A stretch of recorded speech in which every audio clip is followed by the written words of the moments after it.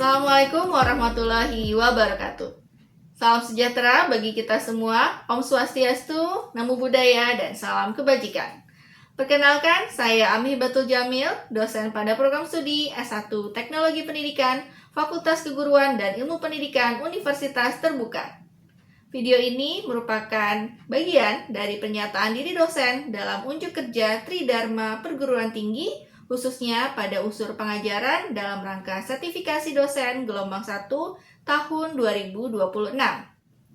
Pada kesempatan ini, saya menampilkan proses pembelajaran dalam mata kuliah Inovasi Pembelajaran dengan kode mata kuliah SPTP 4406 berbobot 3 SKS. Mata kuliah Inovasi Pembelajaran membahas makna dan ruang lingkup inovasi pendidikan dalam paradigma pendidikan abad ke-21. Pembahasannya mencakup pemanfaatan TIK dalam pembelajaran, kesiapan pemanfaatan teknologi atau e-readiness, pendidikan terbuka dan sumber belajar terbuka, sistem pembelajaran dan asesmen daring, difusi serta adopsi inovasi hingga pengembangan rancangan pembelajaran berbasis teknologi.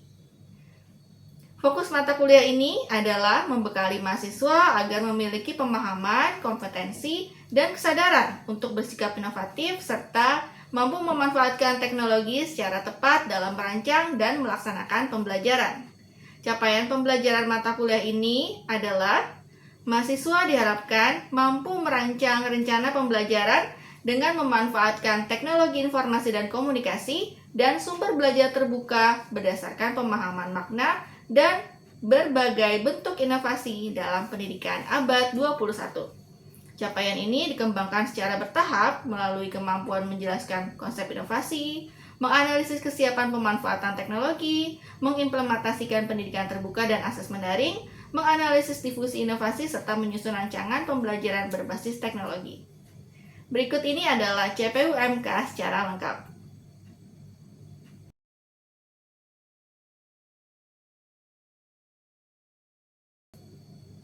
Pendekatan pembelajaran yang digunakan dalam mata kuliah ini adalah student-centered learning dengan menempatkan mahasiswa sebagai subjek aktif dalam proses pembelajaran.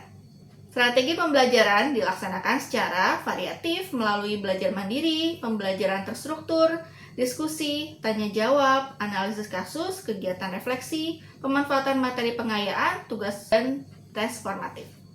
Model pembelajaran yang digunakan mengintegrasikan pembelajaran daring secara sinkronus dan asinkronus. Pembelajaran sinkronus dilaksanakan melalui Microsoft Teams, sedangkan pembelajaran asinkronus berlangsung melalui platform e-learning Universitas Terbuka. Dengan model ini, mahasiswa memperoleh kesempatan untuk mempelajari materi secara mandiri, sekaligus berinteraksi dengan dosen dan mahasiswa lain. Penugasan dalam mata kuliah ini terdiri atas tugas mandiri dan tugas terstruktur. Tugas mandiri diberikan untuk memperkuat pemahaman mahasiswa terhadap materi, sedangkan tugas terstruktur dilaksanakan melalui tutorial daring khususnya pada beberapa tahapan pembelajaran yang memerlukan analisis, penerapan, dan pengembangan rancangan. Perkuliahan dilaksanakan selama 16 pertemuan yang mencakup kegiatan orientasi, pembelajaran materi, diskusi, penugasan, asesmen formatif, serta ujian akhir semester pada akhir rangkaian perkuliahan. Penilaian hasil belajar dilakukan secara berkelanjutan melalui kehadiran dalam pembelajaran daring, keaktifan dalam diskusi, penyelesaian tugas mandiri dan tugas terstruktur, tes formatif, serta ujian akhir semester. Dalam sistem penilaian mata kuliah, nilai tutorial daring memberikan kontribusi sebesar 30%, sedangkan nilai ujian akhir memberikan kontribusi sebesar 70%. Komponen nilai tutorial daring terdiri atas kehadiran sebesar 20%, keaktifan dalam diskusi sebesar 30%, dan penyelesaian tugas sebesar 50%. Pembelajaran yang ditampilkan dalam video ini merupakan aktivitas pada pertemuan ke-8 dengan topik merancang pengalaman pembelajaran daring yang efektif. Kemampuan yang diharapkan pada pertemuan ini adalah mahasiswa mampu menganalisis desain pembelajaran daring berdasarkan keselarasan antara capaian pembelajaran, aktivitas belajar, interaksi, teknologi, dan asesmen. Pembelajaran dilaksanakan secara sinkronus melalui Microsoft Teams dan terintegrasi dengan aktivitas asinkronus melalui platform e-learning Universitas Terbuka. Berikut adalah rekaman pelaksanaan pembelajaran tersebut. Selamat menyaksikan. Baik, kita mulai ya. Bismillahirrahmanirrahim. Assalamualaikum warahmatullahi wabarakatuh. Waalaikumsalam warahmatullahi wabarakatuh. Baik, wah sudah hadir ya di sini beberapa rekan-rekan mahasiswa. Terima kasih sudah hadir di pagi yang cerah ini. Bagaimana kabarnya rekan-rekan mahasiswa? Alhamdulillah Bu, baik. Alhamdulillah. Ya, baik Bu. Baik. Habis hujan, Alhamdulillah. lama lagi hujan. Oh iya, semoga nanti diberikan kelancaran ya. Baik, ini sudah ada Saudara Tandang ya, terima kasih sudah hadir. Ada Saudari Siti Fatima Febriani, ada juga Saudara Renaldi, ada juga Saudari Intiati. Wah, terima kasih sudah on cam ya. Lalu Saudari Merina tadi sempat mengkonfirmasi bahwa kameranya masih trouble ya. Sudah react ya, terima kasih. Dan juga ada Saudara Abdurrahman ya. Iya Bu, ya. Ya, baik, terima kasih. Oke, jadi mahasiswa sekalian, hari ini kita akan melanjutkan pertemuan kita ya. Sebelumnya di pertemuan ke-7 itu kita sudah membahas mengenai pembelajaran daring secara konsep ya, konsep awal ya. Sekarang kita di pertemuan 8 ya. Pertemuan 8 kita membahas mengenai analisis desain pembelajaran daring gitu ya. Nah, di mata kuliah inovasi pembelajaran ini apabila rekan-rekan mahasiswa sudah lihat RPS ya di awal pertemuan 1 itu kita akan mempelajari ya mengenai sistem pembelajaran daring itu di pertemuan-pertemuan 6, 7, 8 gitu ya. Nanti di pertemuan selanjutnya itu sudah berbeda lagi gitu ya. Kemarin kita sudah membahas secara umum gitu ya mengenai sistem pembelajaran daring. Itu kita lanjutkan sekarang ya mengenai analisis sistem pembelajaran daringnya. Baik, ini coba saya share dulu ya, sebentar. Temuan ke-8 ini tadi yang sudah saya sampaikan, kita mau menganalisis ya, merancang pengalaman pembelajaran daring yang efektif itu seperti apa sih? Tentunya harus juga menyelaraskan capaiannya, kemudian aktivitasnya, lalu interaksi, teknologi, dan asesmen gitu ya. Nah, untuk di pertemuan kali ini ya, setelah mengikuti pembelajaran ini, diharapkan mahasiswa mampu menganalisis desain pembelajaran daring berdasarkan keselarasan yang tadi ya, ada capaiannya, kemudian aktivitasnya, lalu interaksi, teknologi, dan juga asesmen. Nanti satu-satu kita telusuri nih, ya. Nah, lalu sebagai cek pemahaman awal gitu ya, atau cek background knowledge yang kalian sudah alami gitu ya. Jadi yang pertama adalah pertanyaannya, menurut Anda apa sih yang membuat pembelajaran daring ini menjadi efektif? Jika Anda ada laptop, nanti bisa buka slido.com, lalu silakan ikuti dengan memasukkan kode 9862885. Jadi ini kita mau ini ya, dengar pendapat gitu ya mahasiswa, apa yang membuat pembelajaran daring itu menjadi efektif sih? Ada yang menjawab menggunakan video 3D gitu ya, atau materi jelas, fleksibel, penyampaian tidak bertele-tele. Terima kasih untuk partisipasinya ya. Jadi ini memang sejalan ya dengan pandangan bahwa pembelajaran itu tidak hanya satu komponen gitu ya, tidak hanya teknologinya saja gitu ya, tapi perlu dipahami bahwa ini adalah suatu lingkungan belajar gitu ya, bukan hanya sekedar cara mendistribusikan materi. Jadi paradigma baru di sini ya, jadi bukan hanya sekedar memindahkan materi saja gitu ya, misalnya di LMS itu kita juga harus memperhatikan ya bagaimana pengalaman belajar itu yang dirancang itu bisa membuat mahasiswa itu memahami materi, juga terhubung antara konsep gitu ya dengan pengalaman nyata gitu ya. Lalu jangan lupa juga harus kita cek interaksi ya antara mahasiswa dengan dosen kemudian mahasiswa dengan mahasiswa lain gitu ya, mahasiswa dengan sumber belajar. Lalu jangan lupa juga harus menerima umpan balik. Jadi umpan balik ini penting juga sebagai refleksi gitu ya, menunjukkan bukti belajar. Jadi menurut referensi juga nanti di akhir itu ada list referensinya ya.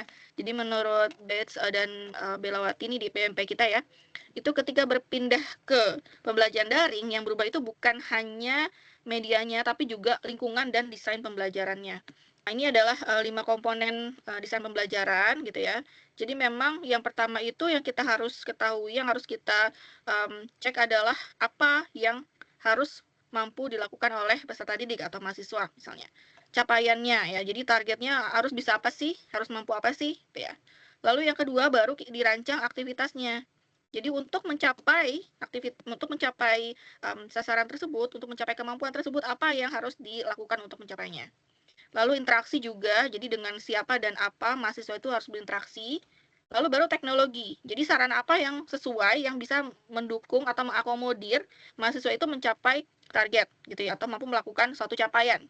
Dan yang terakhir itu adalah bukti apa nih yang bisa menunjukkan keberhasilan gitu ya, assessment. Jadi teknologi itu setelah tujuan dan aktivitas belajar ditentukan, bukan sebaliknya, bukan teknologi terlebih dahulu ya, tidak seperti itu. Kita harus mulai dari apa yang harus mampu dilakukan mahasiswa, bukan aplikasi apa yang akan digunakan gitu ya. Jadi untuk capaiannya misalnya menjelaskan konsep, itu maka aktivitasnya bisa berbeda-beda tuh. Yang paling tepat itu misalnya membuat ringkasan kah, atau misalnya seperti tadi misalnya ada wheel of names gitu ya, diputar nanti mahasiswa yang ada namanya di situ bisa menjelaskan gitu ya, menjelaskan secara lisan itu juga bisa. Lalu membandingkan pendekatan itu bisa table compare and contrast atau misalnya Venn diagram gitu ya, itu bisa juga. Lalu menganalisis kasus, ini yang sering juga di tugas-tugas kalian di LMS gitu ya. Diskusi itu juga menganalisis kasus kan. Jadi diidentifikasi masalahnya dan alasannya berdasarkan kasus nyata, ada situasi gitu ya, atau misalnya dari berita-berita terkini gitu. Lalu untuk misalnya capaiannya adalah merancang ya, itu misalnya aktivitasnya membuat prototype gitu ya. Jadi takeaway-nya adalah aktivitas dan asesmen itu harus menuntut kemampuan yang sama dengan capaian. Ya, kita bicara di sini tidak hanya untuk mahasiswa teknologi pendidikan ya, tapi Anda misalnya sebagai pelaku pengajar gitu ya, sebagai yang berkecimpung di dunia pendidikan gitu ya. Dalam hal ini sebagai pengajar atau misalnya sebagai pelaku pendidikan lainnya. Prinsip kedua ini juga tidak kalah penting ya. Jadi aktivitasnya itu harus distimulasi secara aktif supaya mahasiswa itu bisa memprediksi jawaban atau misalnya mengidentifikasi masalah gitu ya, memberikan contoh, kemudian juga memperbaiki lisan dan membuat keputusan gitu. Coba mungkin saya mau mendengar ya beberapa mahasiswa di sini pengalaman saat pandemi gitu ya. Saat pandemi apakah Anda ada yang menjadi pengajar kah di pandemi? Saat pandemi saya waktu itu sebagai pengajar, Bu. Oh, pengajar ya. Baik. Nah, bagaimana tuh? Kemarin saya ngajarnya PAUD, Ibu. Oh iya, PAUD ya. tahfiz. PAUD tahfiz. Oh. Kemudian yang membuat anak-anak aktif itu kita punya slide presentasi yang ditampilkan tuh biasanya anak-anak PAUD senangnya berupa video waktu itu. Cuman kan dulu masih terbatas, tidak seperti sekarang. Zoom-nya juga waktu itu masih terbatas, nggak seperti sekarang pokoknya itu tahun-tahun itu. Oh iya ya. Gimana supaya mahasiswa ini tetap aktif gitu. Terima kasih sudah sharing pengalaman. Nah ini untuk yang prinsip 3 ya, itu juga tadi saya sudah sampaikan ya. Jadi 3 dimensi interaksi itu antara mahasiswa dengan materi, lalu mahasiswa dengan dosen, dan juga mahasiswa dengan sesama mahasiswa lain gitu ya. Misalnya kita di sini ya mahasiswa dengan dosen, lalu mahasiswa dengan mahasiswa lain. Seperti tadi di itu kan kalian saling merespon. Sini untuk model pembelajarannya ya, tentunya kita harus benar-benar memilih model sesuai dengan kebutuhan. Apakah itu berbasis video gitu ya? Tidak semua materi tentunya cocok untuk dijelaskan dengan video gitu ya. Misalnya pelajaran tentang writing gitu ya. Itu untuk berbasis video mungkin kurang sesuai. Tapi untuk writing misalnya mahasiswa atau peserta didik ditantang gitu ya untuk menuliskan gagasan berdasarkan misalnya undian atau lottery gitu ya. Jadi ada wheel of names kah kalau misalnya daring gitu ya, atau misalnya seperti undian gitu ya, arisan gitu, terus ada topik gitu di dalamnya atau ada fishbowl gitu, itu juga bisa salah satu dari model model pembelajaran gitu ya. Lalu ada kolaboratif daring gitu ya, yang misalnya ada project based learning, problem based learning gitu ya. Lalu ada berbasis LMS seperti yang kita juga kita juga ikuti, lalu yang berbasis kompetensi juga. Nah, memang tidak ada satu model yang terbaik ya. Ini bisa disesuaikan, bisa di mix and match gitu ya. Tentu saja kita harus mempertimbangkan konteks, tujuan dan karakteristik mahasiswa. Coba saya mungkin ingin mencari tahu juga ya sebelumnya ada juga yang sharing-sharing mengenai di komunitasnya gitu ya. Saudara Renaldi Agusnanda nih yang memiliki komunitas gitu ya. Nah, itu mungkin bisa ada LMS-nya juga ya. Jadi model pembelajaran berbasis LMS ya. Bu, berbasis LMS juga. Sistemnya itu secara online nih, Bu. Kegiatannya itu sebuah pelatihan yang dilaksanakan oleh sektor Kementerian Kebudayaan, Ibu. Ini ya, platform yang sudah rekomendasi gitu ya dari kementerian. Wah, itu bisa kita juga lakukan gitu ya. Latihan itu bisa juga berbasis LMS. Wah, itu menarik sekali sih. Ini tadi saya sudah singgung juga ya. Jadi teknologi itu bukan tujuan utama ya, tapi dia sebagai sarana untuk mencapai tujuan yang lebih bermakna gitu ya. Jadi bukan sekedar aplikasi canggih yang tidak mendukung proses belajar. Untuk kebutuhan pedagogis ini mungkin bisa jadi referensi juga bagi mahasiswa di sini yang juga bekerja gitu ya, yang menghadapi peserta didik itu bisa juga. Jadi ada Mentimeter ya atau Slido seperti tadi ya. Ada forum LMS juga, kemudian ada juga menulis bersama di Google Docs kolaboratif gitu ya. Lalu gagasan visual dan ada kuis LMS juga. Jika ada pertanyaan silakan langsung mengacungkan tangan ya. Nah, ini gamifikasi ya, ini sebagai tambahan saja. Jika ada gamifikasi itu pasti itu erat kaitannya dengan teknologi pendidikan gitu ya, karena teknologi pendidikan itu langsung tuh ada gamifikasi pembelajaran atau pembelajaran berbasis game itu pasti itu adalah ranahnya teknologi pendidikan ya, bisa kita bilang seperti itu. Sebenarnya bukan hanya bermain game saja, tapi dia juga bisa meningkatkan motivasi dan capaian akademik jika dirancang secara tepat. Nah, coba saya ingin mengetahui apakah rekan-rekan di sini ada yang pernah merancang atau mengalami kuis Kahoot ya? Ya, Kahoot, Bu. Ya, pernah ya Kahoot ya. Nah, itu Pernah, Bu. sebagai peserta atau perancang? Kebanyakan peserta, Bu. Oh, peserta ya. Oh, baik. Nah, gimana tuh? Itu apa yang dirasakan sebagai peserta ketika ada game Kahoot? Apakah Anda merasa wah, ini tidak hanya bermain game, tapi juga itu meningkatkan motivasi. Apakah benar pernyataan dari Nur Hayati dan Fatur Rahman di referensi ini, menurut Saudara Tandang? Kalau Kahoot itu kan sebenarnya pertama-tama kan kita pasti memahami materi ya, Bu ya. Materi apa yang kita lakukan. Terus biasanya kalau Kahoot itu kan sebenarnya game yang men-challenge apakah peserta itu mendapatkan materinya yang banyak, tapi dengan iming-iming kan biasanya dapat hadiah tuh, Bu. Oh iya. Jadi yang paling menyimak motivasinya kan dapat hadiah tuh, menyimak materi sih dia yang bersangkutan nilainya bagus begitu. Karena kan di unsurnya ada kecepatan sama ketepatan. Betul. Nah, siapa yang tepat, nah itu dia menangnya begitu, pemenangnya. Lebih ke memahami materi yang sudah diberikan. Ada suka beberapa kali menang juga? Kebetulan sering menang, Bu. Pernah dapat dan lain-lain, Bu. Berarti memang iya ya, meningkatkan motivasi gitu, karena biasanya Kahoot itu ada reward-nya di akhir gitu ya. Sebenarnya kalau bisa tidak ada reward pun sebenarnya ngincer hadiah begitu. Oh iya. Kalau misalnya kuisis gitu itu kan juga mirip ya dengan Kahoot. Jadi di akhir tuh suka ada leaderboard gitu ya, leaderboard. Jadi, wah saya yang pertama nih. Nah itu juga bisa meningkatkan motivasi gitu ya. Ini asesmen, sebenarnya ini juga singkat saja karena kita akan mempelajari nanti di pertemuan ke-9 ya. Jadi sebagai bagian dari desain juga asesmen itu, dan pertanyaannya itu adalah bukti belajar apa yang perlu dihasilkan. apakah mahasiswa menerima umpan balik gitu ya, apakah beban tugasnya itu sebanding dengan tujuannya gitu ya. Jadi tidak hanya menugasi saja, tapi juga apakah tujuannya bisa tercapai gitu ya. Jadi untuk menjelaskan misalnya, berarti apa sih yang bukti belajarnya? Oh, berarti penjelasan singkat gitu ya, secara lisan maupun tulisan. Misalnya untuk menganalisis gitu ya, tujuannya adalah menganalisis, maka asesmennya analisis kasus. Jika tujuannya adalah merancang, maka asesmennya adalah produk atau prototipe. Di kasus nih, mari menganalisis gitu. Nah, di sini saya sudah siapkan Padlet-nya ya. Kasusnya itu adalah seorang dosen mengunggah video kuliah, durasinya itu 60 menit ke LMS. Nah, mahasiswa diminta menonton video tersebut dan mengikuti ujian pilihan ganda pada akhir topik. Nah, tidak ada tuh pertanyaan pemandu ya atau pemantik gitu ya. Kemudian forum diskusi pun tidak ada latihan sebelumnya, langsung ujian pilihan ganda gitu. Nah, bagaimana Anda menganalisisnya?